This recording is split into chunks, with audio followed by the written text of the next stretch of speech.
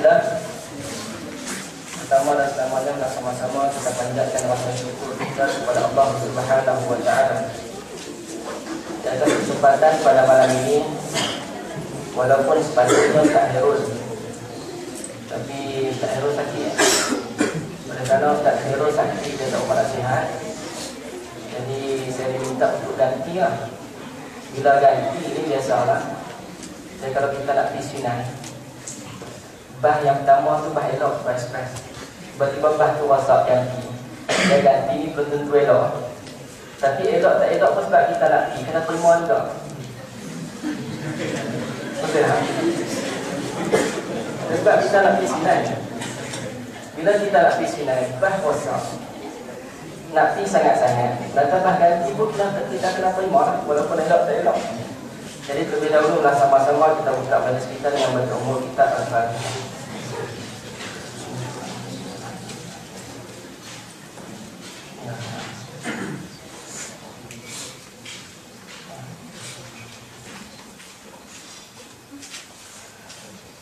Muslimin dan muslimat yang dirahmati dan disayangi Allah Subhanahu wa Ta'ala, terima kasih kepada muslimat ini yang telah baca Quran ke kita tadi. Ada satu ayat Al-Quran yang Allah Subhanahu wa Ta'ala cerita tentang orang musyrikin Makkah. Di antara sifat yang tidak sepatutnya kita warisi perkara tersebut. Apa dia? Allah Ta'ala sebut dalam surah Al-Fussilat. Saya mau tengok tadi waktu saya baca Quran tadi, saya jumpa ayat ini. Kemudian saya tengok maknanya. Al-Fussilat. A'udzu billahi minasyaitonir rajim. Wa qala alladziina kafaru la tasma'u li hadzal Qur'an wal-ghaw fihi la'allakum taghlibun. Yang bermaksud, dan orang-orang kafir berkata, janganlah kamu mendengar ayat suci Al-Quran. Sekiranya kamu mendengar ayat suci Al-Quran, kalau boleh kamu buat bising, kalau boleh kamu sembang, kalau boleh kamu buat lara. Walladzina kafaru la tasma'u li hadzal Qur'an. Jangan kamu dengar ayat Quran. Wal-ghaw fihi la'allakum taghlibun. Wal-ghaw ini dengan makna kamu buat lalai. Kamu buat lalai, buat lara. Lara. Kita pun panggil lara juga kan? Betul tak Aziz? Wal-ghaw fihi la'allakum taghlibun. Kamu buat lalai supaya orang lain tak dengar apa yang dibaca. Ini salah satu daripada perangai musyrikin Mekah. Ketika mana Nabi SAW membawa risalah Islam di peringkat permulaan. Bukan saya nak cerita yang tu. Saya nak cerita ketika mana kita mendengar ayat Al-Quran, kita kena dengar elok-elok, dan kalau boleh jangan sembang. Walaupun kita tak baca, kita dengar, perhatikan apa yang dibaca. Dan kalau kita ada Quran makna, kita buka tengok mana. Macam tu. Sebab apa? Allah Ta'ala larang. Dan ini merupakan perangai orang musyrikin Makkah. Daripada tak ada dah, jangan kita pula hari ini mewarisi perangai tersebut. Muslimin dan muslimat yang dirahmati dan disayangi Allah Subhanahu wa Ta'ala. Oleh kerana pada malam ini saya tidak ingin tajuk. Sebab ialah bah baru WhatsApp sang-sang tadi. Bukan saya pun dekat luar. Kalau di puan tersekat boleh ganti lah. Tak apa lah, atas dasar amanah kita ganti. Baik. Bila sebut tentang sirah Nabi SAW, ramai dah maksud sembang tentang sirah. Kadang orang ambil tentang sunnah Nabi SAW, apa yang kita boleh amalkan. Dan ramai di kalangan kita yang mengamalkan sunnah, dan ada yang di kalangan kita yang tak mahu nak beramal. Tetapi walaupun macam tu, bersempena dengan kita duduk dalam bulan Rabiul Awal lagi, kita buatlah apa yang sepatutnya. Walaupun kita tidak boleh mengambil semua sunnah. Sunnah Nabi ni banyak. Sunnah Nabi banyak sangat-sangat. Walaupun kita tidak boleh buat semua, sekurang-kurangnya jangan kita tinggalkan semua. Ada satu kaedah menyebut la yudraku kulluh, la yudraku kulluh. Sekiranya kamu tidak boleh mengambil semua, jangan kamu tinggal semua. Nabi SAW saya mengambil satu kisah yang sangat menarik. Menarik bukan sebab seronok cerita ini. Cerita ini cerita sedih bagaimana Nabi SAW di peringkat permulaan. Semua kita baca bahawa Nabi SAW di peringkat permulaan ini memang sangat-sangat dahsyat ujian yang Allah Ta'ala turunkan kepada Nabi untuk mentarbiyah Nabi. Nabi dibuat berbagai-bagai cara, dibuat berbagai-bagai macam ujian kepada Nabi. Lalu Allah Subhanahu Wa Taala nak meredakan hati Nabi yang sedih. Nabi sedih. Kita kalau diuji pun kita sedih. Kita kadang-kadang kita diuji sakit sedih. Ni kawan kita sakit, kita nak lancarkan rumah ni. Duit tu pilih siap-siap nak bagi yang mana. Ambil siap dalam poket tu, siap lagi tabung sampai kita minggu dah. Nak sebab apa? Nak bantu kawan kita yang sakit. Sebab sakit ini satu ujian. Nabi sakit, Nabi penat, Nabi diuji, Nabi ditomah dan berbagai. Lalu Allah Subhanahu Wa Taala nak redakan sedikit hati Nabi. Lalu Allah Subhanahu Wa Taala turunkan surah Al-Kahfi yang kita dah baca pada Jumaat. Surah Kahfi. Surah Kahfi ini Allah Subhanahu Wa Taala nak bagi tahu, nak tarbiyah Nabi tentang 3 perkara. Apa dia 3 perkara yang memang masyhur sangat-sangat dalam surah Kahfi? Ada 3 kisah yang sangat masyhur dan sangat menarik untuk menghiburkan hati Nabi, untuk mentarbiyah hati Nabi supaya Nabi buat macam ni. 3 kisah yang tersebut antaranya ialah kisah Ashabul Kahfi. Semua kita tahu. Yang kedua, kisah apa? Yang kedua, kisah bagaimana pembelajaran di antara Nabi Musa AS dan Nabi Khidir.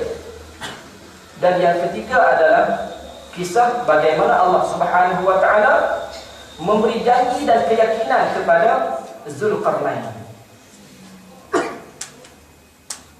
Ketika mana Nabi dalam keadaan macam itu, lalu Allah Ta'ala turunkan surah Kahfi ini. Lalu dalam surah Kahfi, Allah Subhanahu Wa Taala sebut dalam ayat yang ke-16 kalau tak silap. Boleh kita sama-sama tengok. Ayat yang ke-16 berbunyi, A'udzubillahi minasyaitonir rajim. Bismillahirrahmanirrahim. Wa idh i'tazaltumuhum wa ma ya'buduna illa Allah fa'u ila al-kahfi yanshur lakum rabbukum min rahmatih wa yuhayyi lakum min amrikum mirfaqah. Yang bermaksud,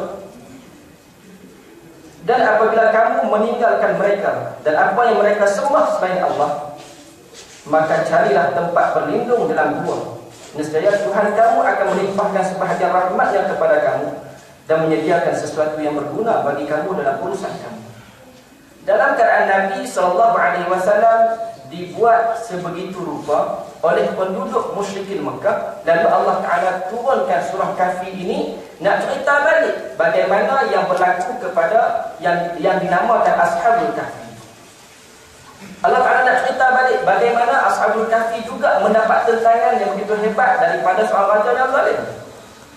Seorang raja yang mana suruh rakyat dia menyembah dia, suruh rakyat yang beriman kepada dia. Lalu ada setengah rakyat yang bernama pemuda, yang masih lagi digelar orang muda ini, mengambil peringatan daripada Allah supaya tidak menyembah selain daripada Allah Subhanahu Wa Taala. Lalu mereka ditekan. Bila mereka ditekan, Allah Subhanahu Wa Taala perintahkan kepada mereka supaya ubah tempat kamu, buat perubahan. Bila kita ditekan, kita kena buat perubahan. Jadi mereka ini nak berubah daripada tempat yang mereka diami, dizalimi oleh seorang pemerintah yang zalim ini. Lalu Allah akan perintah mereka supaya pergi ke gua.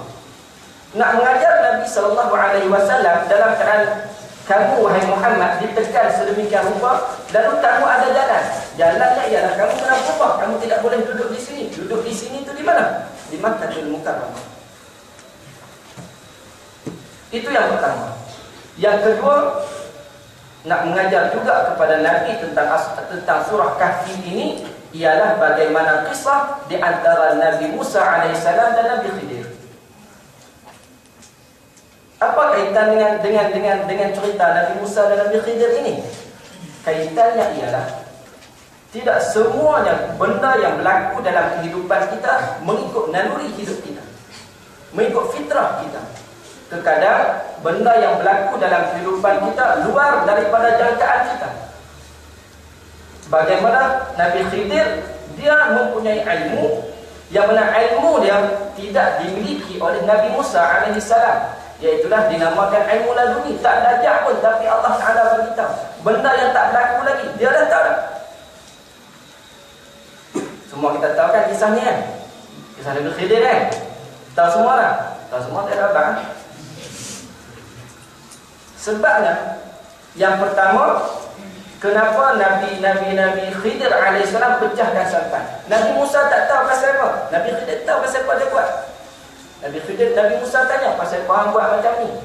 Kan aku agak dah. Kalau nak jalan dengan aku, nak tanya. Ikut sudahlah. Kisah yang masyhurnya apa tengok darilah dalam surah Kahfi itu. Itu yang pertama. Yang keduanya, tak sepatutnya Nabi Khidir tak pecahkan benda tu. Fitrahnya, naluri hidupnya jangan buat macam tu. Tapi dia buat, pasal apa dia buat? Dia tahu benda yang akan datang akan berlaku macam mana. Yang keduanya, jumpa seorang budak, dia pergilah tengkok dia, mati tentu. Bunuh budak. Nabi Khidir pelik, pasal apa bunuh budak lagi? Nabi Musa pelik, pasal apa bunuh budak ni?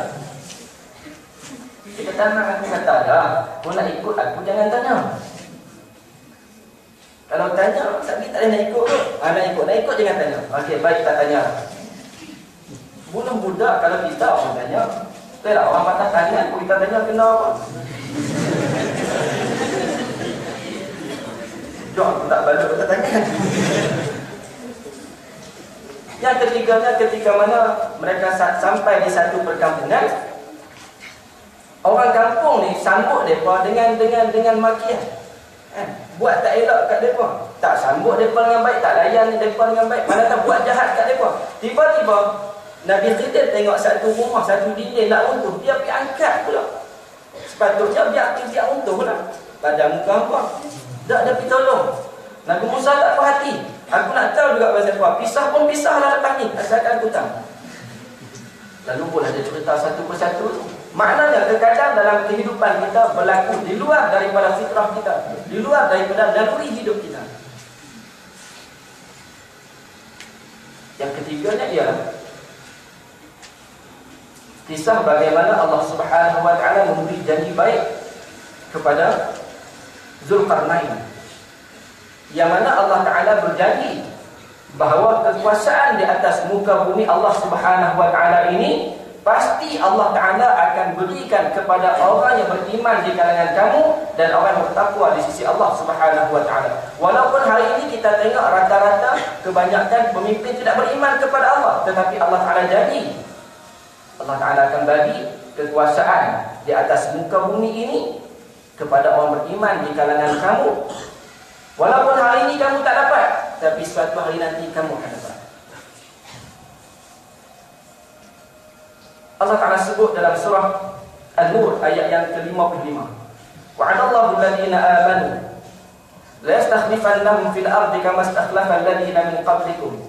Boleh tengok dalam surah An-Nur ila akhir ayat. Boleh tengok dalam surah An-Nur ayat yang ke-55. Allah Ta'ala sebut, Allah Ta'ala janji kepada orang beriman di kalangan kamu. Wa'adallahu alladhina amanu minkum. Allah Ta'ala bagi janji, berikan satu janji baik bahawa suatu hari nanti kamu mesti mendapat kekuasaan yang mutlak hasil daripada berimannya kamu, hasil daripada kamu bertakwa kepada Allah Subhanahu wa taala. Jadi tiga kisah ini memberi satu inzar kepada Nabi, memberi satu peringatan kepada Nabi bahawa wahai Muhammad, kamu tak boleh duduk di Mekah dalam keadaan macam ni. Kamu mesti berpindah. Sebab itulah Nabi SAW mengutuskan sahabatnya untuk keluar daripada Mekah. Dia telah pergi ke Habsyah. Pasal apa? Pasal ni lah. Pasal tiga benda ini dan surah Kahfi yang mengajar Nabi SAW untuk mengambil tindakan tersebut. Sebab itulah Nabi SAW apabila bercakap, apabila mengambil tindakan, bukan daripada nafsu dia, tetapi mesti daripada Allah Subhanahu wa taala. Apa yang Nabi sebut, wa ma yantiqu 'anil hawa in huwa illa wahyun yuha. Nabi bercakap bukan daripada diri dia sendiri, bukan mengikut nafsu, tetapi Nabi bercakap di atas dasar wahyu. Muslimin dan muslimat dirahmati dan disayang Allah Subhanahu wa taala. Baik. Apa tujuan Nabi menghantar sahabat dia? Tidak lain dan tidak bukan kerana kepungan, kerana tekanan yang menyebabkan tekanan dan ujian itu menyebabkan Nabi tidak boleh menjadikan kehidupan masyarakat beriman kepada Allah ketika itu untuk nak merealisasikan tiga benda. Tiga benda ni apa dia? Kalau kita baca dalam buku Hatta Ya'lam Asy-Syabab, dalam muqaddimah Hatta Ya'lam Asy-Syabab, kita akan jumpa 3 benda ini. 3 benda ialah orang yang beriman kepada Allah. Orang tak beriman tak termasuk orang beriman. Kita hanya beriman kan? Beriman tak? InsyaAllah. Kita hanya beriman. Allah sallallahu alaihi wasallam Muhammad. Baik, 3 benda ini yang Nabi sebut, bukan Nabi sebut, yang mesti ada dalam diri umat Islam, termasuk Nabi sallallahu alaihi wasallam, dan merupakan perintah Allah Subhanahu wa taala. Yang pertamanya, kalau kita baca dalam Hatta Ya'lam Asy-Syabab, dalam muqaddimahnya disebut dalam kitab tersebut, yang pertamanya, tujuan hidup kita di atas muka bumi ini tidak lain dan tidak bukan, semua kita maklum, semua kita ma'ruf, ialah untuk apa? Mengabdikan diri kepada Allah Subhanahu wa taala. Semua orang tahu, mengabdikan diri kepada Allah Subhanahu wa taala. Itu yang pertama. Yang keduanya, orang yang beriman kepada Allah ini mestilah hidup dia ini bermanhajkan manhaj Rabbani. Kita manhaj Rabbani. Manhaj Rabbani ini ya Allah Ta'ala turunkan kepada Muhammad bawa mai kat kita, iaitulah manhaj Al-Quran. Daripada kita bangun tidur sampai kita nak tidur semula, sampai kita bangun tidur semula, kita mesti mengikut manhaj yang Allah Ta'ala letakkan. Manhaj ini pada cara hidup. Cara hidup ya Allah Ta'ala tentukan kepada kita. Kita tak boleh buat manhaj sendiri. Kita tak boleh buat cara hidup kita sendiri. Kita nak ikut manhaj Rabbani, iaitu manhaj yang Allah Ta'ala tentukan kepada kita. Itu yang kedua. Yang ketiganya ialah dalam kehidupan kamu, wahai orang beriman, mestilah menjadikan Allah dan Rasul dan orang yang beriman di kalangan kamu sebagai pemimpin. Nak cakap 3 benda ini mudah. Yang pertamanya Allah. Hidup kita ni untuk beribadah kepada Allah. Senang. Cakap memang senang. Kemudian hidup kita ni kita nak ikut Quran. Senanglah cakap. Hidup kita ni kena jadikan Allah dan Rasul dan orang beriman sebagai wadah, sebagai tempat kita taat, tempat kita jadikan inilah pemimpin kita. Nak cakap memang senang. Tetapi Nabi SAW tidak boleh merealisasikan 3 benda ini ketika mana duduk di Makkahul Mukarramah. Tak boleh nak realisasikan benda. Nak habaq kat para sahabat boleh. Nak bagi tahu kepada orang yang baru memeluk Islam boleh. Tetapi nak merealisasikan dalam kehidupan masyarakat Islam ketika itu tak boleh. Sebab apa? Sebab suasana tidak menyokong. Suasana tidak membantu. Kita terkadang nak buat perubahan. Kita nak berubah. Kita berubah. Tapi suasana tak menyokong kita. Maksudnya dalam rumah kita, sebagai contoh dalam rumah, kita duduk 6 orang. Kita seorang yang nak buat baik. Nak sembahyang, nak sembahyang jemaah, nak puasa Isnin Khamis. Tapi kawan-kawan kita tak buat. Lalu kita akan terikut mereka. Tapi kalaulah kita duduk 6 orang, 5 orang jenis ni, kita boleh buat. Itu maknanya suasana yang menyokong kita buat sesuatu benda. Jadi nak buat 3 benda ini, suasana di Mekah ketika itu tidak menyokong. Lalu Nabi SAW terpaksa keluar daripada kepompong hidup di Makkahul Mukarramah untuk keluar daripada Mekah. Ini bukan nak cerita pasal hijrah, nak cerita pasal Nabi. Lalu apabila Nabi SAW hantar salah seorang sahabat, bukan salah seorang, satu kumpulan sahabat Nabi yang terdiri daripada, kalau tak silap saya, 12 orang ke Habsyah. Ketika itu diketuai oleh, kalau tak silap saya juga, yang menjadi juru bicara kepada rombongan itu adalah Sayyidina Hamzah. Sayyidina Utsman. Itu ketua, ini juru bicara. Juru bicara adalah Hamzah. Ketika mana sampai di Habsyah, disambut oleh raja yang tidak beriman. Raja yang tidak beriman tetapi sambut kumpulan Nabi ni. Kumpulan Nabi adalah, Nabi ni orang yang bawa Islam. Nabi ni orang yang bawa Islam. Yang sambut Nabi di sana tu orang yang tak beriman kepada Allah pun, tapi boleh sambut Nabi, bagi tempat kepada Nabi. Walaupun macam tu ada orang dengki. Orang dengki. Biasalah bila orang geng-geng Islam ni baik dengan raja sikit, ada orang dengki. Mana-mana pun sama. Kumpulan Islam bila baik dengan raja pasti ada orang dengki. Orang dengki ni siapa? Dengki ni jenis Quraisy Mekah lah. Kalau ada lagi hari ni jenis nak baik dengan raja sikit, ada orang dengki. Dengki tu saki baki adik-beradik musyrikin Mekah. Saki baki musyrikin Mekah. Depa tak puas hati. Kenapa raja sambut kumpulan Muhammad, kumpulan Islam ni? Muhammad ni kumpulan Islam. Tiba-tiba disambut oleh raja yang tak beriman pun kepada Allah. Musyrikin Mekah juga hantar wakil. Ini hantar wakil nak menghasut Raja Najasyi ini supaya jangan terima rombongan Muhammad ni. Mereka telah memecah belahkan perpaduan umat di Mekah. Mereka telah memecah belahkan kumpulan manusia di Mekah. Pasal apa kamu sambut? Kalau boleh Muhammad main sini, kamu jangan sambut. Kalau boleh halau mereka balik semula ke Mekah. Tapi raja ni orang cerdik kan? Raja ni orang cerdik. Orang tak cerdik mana boleh jadi raja. Dia bila dengar laporan macam tu, mai dok habaq kat dia macam tu, mai dok menghasut dia macam tu, dia kata tak apa lah, lagi aku nak dengar dua-dua pihak. Tengok raja dulu. Ramai aku nak dengar dua-dua pihak. Kan? Dah kamu kata Muhammad memecah belahkan Islam, bukan memecah belahkan masyarakat di Mekah. Kan? So aku halau dia, aku nak dengar daripada kumpulan dia dan aku nak dengar daripada kamu. Ketika mana Najasyi memanggil wakil daripada rombongan Muhammad, maka barulah Ja'far ketika itu. Ja'far pun mengatakan bahawa, wahai raja, aku wakil daripada kumpulan kami lah. Berkuah macam tu. Dia kata, kunna qauman 'ala syirki na'budul awthan. Kami ini adalah satu kaum yang menyembah berhala. Na'budul awthan ini menyembah berhala. Kami ini jenis manusia yang makan bangkai. Maksudnya makan benda yang haram, benda yang tak halal.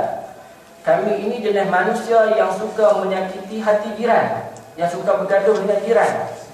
Kami ini jenis manusia yang tidak boleh membezakan mana yang baik, mana yang buruk.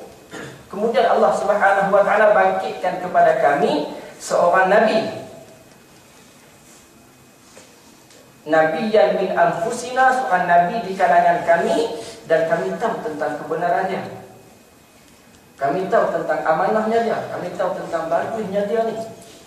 Dia bawa kami ke arah jalan yang baik. Dia bawa kami ke arah jalan yang kami tak buat dah benda-benda yang tak elok sebelum ni. Salahkah kami macam tu? Lalu Najasyi mengatakan bahawa apa yang dibawa oleh Nabi kamu pernah dibawa oleh Nabi sebelum ini, iaitulah Isa putra kepada Maryam.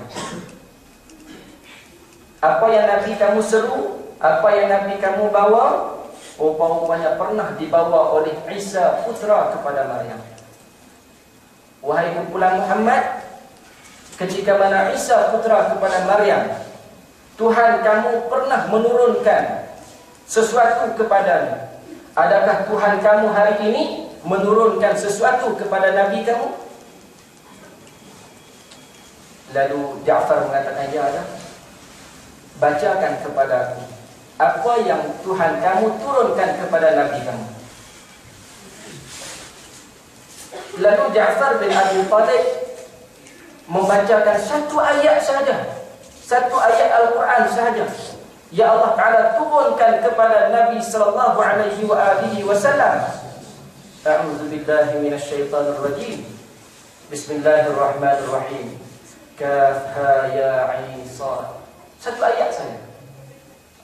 Bila Najasyi mendengar kalam Allah ini yang dibaca oleh Ja'far bin Abi Talib, satu ayat tak ada nak masuk ayat yang kedua, Najasyi menangis teresak-esak.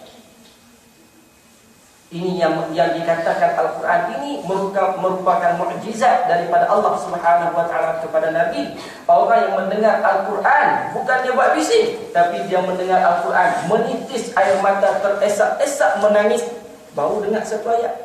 Dia tak beriman pun. Najasyi tak beriman ketika itu, tetapi dia mendengar kalam Allah Subhanahu wa taala baru satu ayat menangis teresak-esak. Kita dengar berpuluh-puluh surah. Habis baca saya suruh baca lagi. Duduk sama juga. Habis baca surah Jumaat, baca satu lagi, ingat pun nak diam, tak diam juga. Ada makna tu saya baca tadi tu. Nah, dengar satu ayat saja, menangis teresak-esak. Lalu geng-geng main hasut Raja Najasyi ni, tu ada sekali. Mereka ni main supaya Najasyi halau geng Muhammad ni. Tapi last sekali, bila Najasyi mendengar kalam Allah Subhanahu Wa Taala, lembut hati dia, tapi dia tak beriman lagi. Lembut hati dia. Last sekali bukan geng Muhammad kena halau, last sekali geng Quraisy Mekah main hasut kena halau balik ke Mekah semula. Ini peristiwa yang berlaku di Habsyah. Dan ada satu peristiwa lagi yang berlaku di Mekah. Yang berlaku di Mekahnya apa dia? Ketika mana Nabi SAW menyampaikan kebenaran Islam yang dia bawa ini di Masjidil Mekah, Masjidil Haram, Nabi membacakan ayat Al-Quran. Dan ada di kalangan yang mendengar ini adalah orang Quraisy Mekah. Apabila Nabi menyatakan kebenaran, apabila Nabi menyatakan keadilan Islam yang dia bawa ini, lalu mereka buat kacau, mereka buat bising. Lalu Allah Subhanahu Wa Taala turunkan satu ayat yang saya baca mula-mula tadi. Surah Fussilat ayat yang ke-26, Allah Taala sebut walladzina kafaru la tasma'u li hadzal Qur'an walghaw fihi la'allakum taghlibun. Orang kafir ini berkata, kalaulah kamu mendengar Muhammad membacakan ayat suci Al-Quran, kalaulah kamu mendengar Muhammad ini sampaikan dakwah dia, sampaikan kebenaran dia, yang kononnya dinyatakan kebenaran oleh Muhammad, kalaulah kamu dengar, la tasma'u, jangan kamu dengar. Kalau dia baca, jangan kamu dengar. Walghaw, buat bising ke, buat ganggu ke, patahkan kursi ke, supaya orang tak boleh nak duduk, buat bising ke, sekat jalan, macam-macam. Taulah Muhammad nak sampaikan risalah Islam di Masjidil Haram, sekat jalan lah. Jangan nak main ke Masjidil Haram kena sekat lah, supaya orang lain tak main. Ganggu sampai macam tu, supaya masyarakat tidak mendengar kalam Muhammad ini. Ini perangai musyrikin Mekah. Hari ni kalau ada jenis ni, ini saki bagi musyrikin Mekah. Kalau ada jenis ni, jenis duk sekat orang, jenis tak mau nak dengar kebenaran. Kalau ada jenis ni, ni saki bagi musyrikin Mekah. Baik. Walaupun macam tu, ni kata kalam Muhammad ni ma yantiqu ayat dia, wa ma yantiqu 'anil hawa in huwa illa wahyun yuha, ini walaupun ada orang yang tak mau dengar, walaupun ada orang yang buat bising, walaupun ada orang yang sekat dan sebagainya, tetapi ada juga di kalangan musyrikin Mekah yang mengambil apa yang Nabi SAW sebut dan mereka yakin. Mereka tunduk kepada mereka ketika mendengar hujah daripada Muhammad. Mereka mengatakan bahawa inilah kebenaran yang dibawa dan inilah kebenaran yang sepatutnya diikuti. Hati mereka yang lembut, musyrik Mekah. Ada juga yang lembut hati nak ikut Muhammad dah ni. Nak ikut Muhammad lah, lembut hati. Ramai juga satu kumpulan yang lembut hati nak ikut geng Muhammad, nak masuk geng Islam lah. Nak masuk geng Islam, nak isi borang lah, sikit lagi. Nak isi borang dah nak masuk geng Muhammad, sikit lagi. Tapi tak isi lagi. Lalu berita ini yang terjadi di Masjidil Haram ini sampai ke Habsyah kepada kumpulan Muhammad yang di sana. Berita tentang penerimaan musyrik Mekah dengan apa yang Muhammad sebut. Tak pasti lagi, tapi tengok dia tunduk kepala tu nampak macam nak terima dah. Berita ini sampai kepada kumpulan Muhammad yang duduk di Habsyah. Bila sampai di sana, geng sana seronok lah. Seronok ya Allah, seronok. Geng kita nak ramai lah. Ahli kita nak jadi ramai lah ni. Banyak dah tak serah orang di Mekah lah. Lebih kurang lagu tu lah kalau istilah kita hari ni. Dulu tak ada lah orang. Lebih kurang lagu tu, lebih kurang.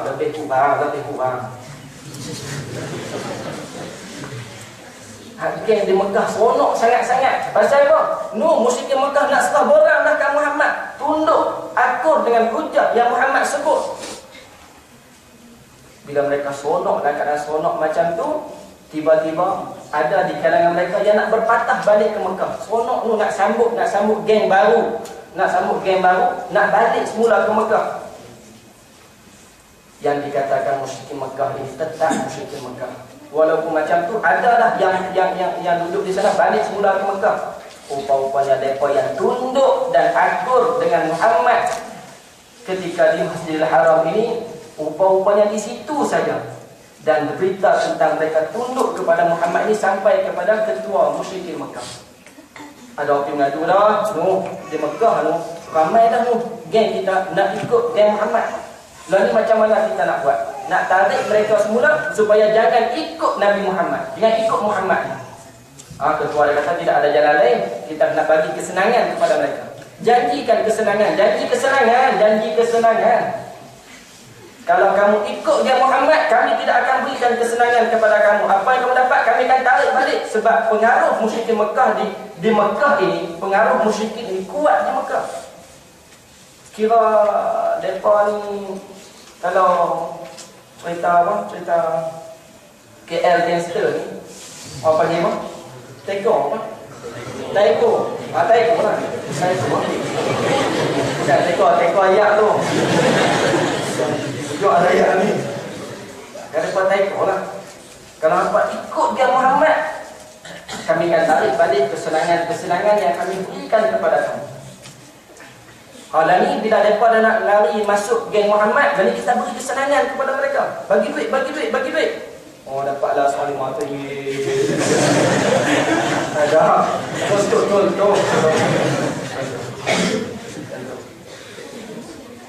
Bila dapat macam tu habis. Dah nak 100 orang dekat Muhammad ni tak jadi. Yang balik daripada Habsyah rasa sedih. Pasal apa? Mereka yakin sangat mereka nak masuk geng Muhammad dah. Tiba-tiba sampai di Mekah, mereka berpaling tadah pasal apa? Pasal janji kesenangan yang diberikan oleh musyrikin Mekah kepada mereka. Sedih Nabi. Sedih Nabi. Sedih lagi Nabi Nuh alaihi salam. Cerita Nabi Nuh juga memberikan semangat kepada Nabi sallallahu alaihi wasallam. Nabi Nuh berdakwah kepada umat dia lailan wa naharan. Tetapi yang ikut Nabi Nuh alaihi salam illa khasar. Dekat dalam surah Nuh kan. Dakwah dia lailan wa naharan, tetapi yang ikut Nabi Nuh alaihi salam illa khasar. Allahu akbar. Ujian kepada Nabi sallallahu alaihi wasallam, lalu Allah Taala berikan ingatkan semula kisah-kisah yang terdahulu untuk membangkitkan semula semangat Nabi sallallahu alaihi wasallam. Pernah satu ketika Nabi Nuh alaihi salam ini dia macam-macam masalah menimpa dia. Tapi Allah Taala nak sedarkan Nabi Nuh, Allah Taala tak bagi kisah-kisah yang terdahulu, tetapi Allah Taala suruh sebut satu ayat. Faqul tastaghfiru rabbakum innahu kana ghaffara. Wahai Nuh alaihi salam, istighfarlah kamu kepada Allah. Kerana istighfar ini merupakan ubat kepada segala masalah. Istighfar ubat kepada segala masalah. Betul, istighfar ini memang ubat segala masalah. Abdullah bin Salam ini merupakan seorang sahabat Nabi yang dijanjikan untuk syurga. 10 sahabat Nabi yang dijanjikan masuk syurga. Salah seorangnya ialah Abdullah bin Salam. Abdullah bin Salam ini di antara orang yang alim ketika zaman dia.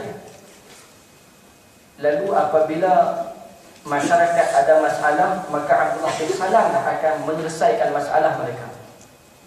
Pernah satu ketika Abdullah bin Salam ini didatangi oleh 3 orang manusia yang bertanyakan masalah kepada dia.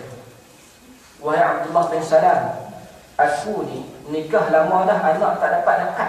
Macam mana aku nak buat? Orang tanya ke Abdullah bin Salam. Lalu Abdullah bin Salam mengatakan, istighfarlah kamu kepada Allah Subhanahu wa taala.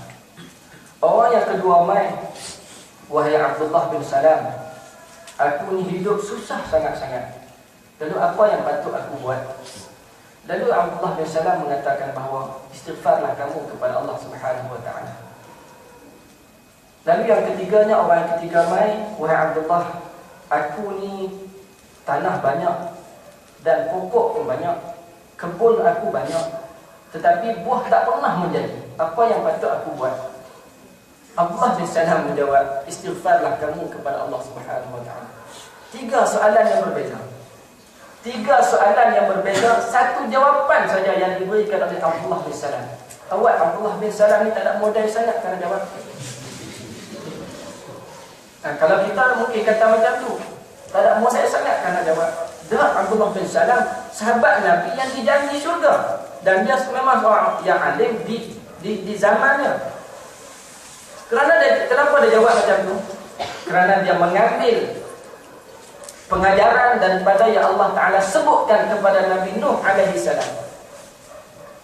Allah Ta'ala sebut kepada Nabi Nuh alaihi salam, faqultu astaghfiru rabbakum innahu kana ghaffara yursilis samaa 'alaikum midrara. Allah Ta'ala ni yang kebun mana? Yang kebun buah tak jadi ni, pokok banyak sangat, kebun banyak, tanah banyak, tapi buah tak banyak ni.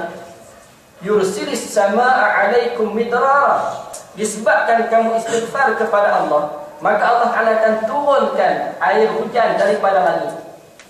Itu jawapannya. Istighfar kamu kepada Allah untuk menurunkan hujan. Yursilis samaa 'alaikum midrara wa yumdidukum bi amwal. Mana dia? Yang miskin tadi. Yang miskin tadi, yang kerja siang malam tapi miskin juga. Lalu Abdullah bin Salam kata, istighfar kamu kepada Allah. Rupa-rupanya wa yumdidukum bi amwal. Allah Ta'ala nak berikan kekayaan, harta kepada kamu, hasil daripada kamu istighfar kepada Allah. Wa yumdidukum bi amwalin wa banin. Yang nikah lama anak tak ada ni, hasil daripada istighfar. Zikir istighfar insya-Allah. Hasil daripada istighfar, maka Allah Subhanahu wa taala akan berikan banin. Banin apa dia? Banin adalah anak zina.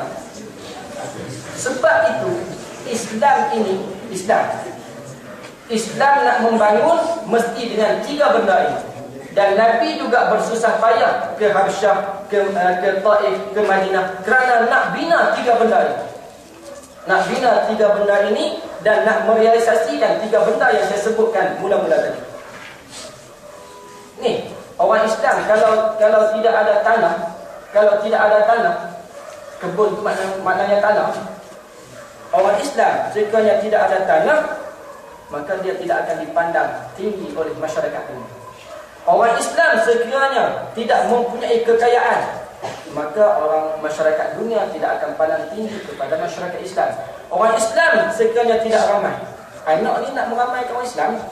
Masyarakat Islam kalaulah tidak ramai, maka susah untuk masyarakat Islam ini membina satu empayar besar. Di atas sebab 3 benda inilah Nabi SAW sanggup mengambil risiko, sanggup mengambil jalan yang sangat-sangat sukar dilalui oleh Nabi dan para sahabatnya semata-mata yang pertamanya nak ada, bila ada tanah baru ada negara. Betul tak? Bila ada tanah baru ada negara. Kalau tak ada tanah, macam mana nak ada negara? Bila ada kekayaan baru boleh membina kekuatan. Dan bila ada masyarakat yang ramai, barulah yang ramai ini, mudah-mudahan yang ramai ini berkualiti pula, barulah digerungi oleh masyarakat ini. Muslimin dan muslimat yang dirahmati dan disayangi Allah Subhanahu wa taala. Susah payah sunnah Nabi, memang sunnatullah ini dalam perjuangan Islam ini memang susah. Memang susah. Dan oleh sebab itulah Nabi sallallahu alaihi wasallam yakin dengan janji Allah Subhanahu wa taala dalam surah An-Nur ayat yang ke-55, wa'adallahu alladhina amanu minkum la yastakhlifannahum fil ardi kama istakhlafal ladina min qablikum. Surah An-Nur ayat yang ke-55 ini Allah Taala cerita bahawa kekuasaan yang ada di tangan siapa-siapa pun akhirnya nanti Allah Subhanahu wa taala akan kembalikan kekuasaan itu kepada orang yang beriman dan bertakwa di kalangan kamu untuk mentadbir dunia dan segala isi dunia. Allah.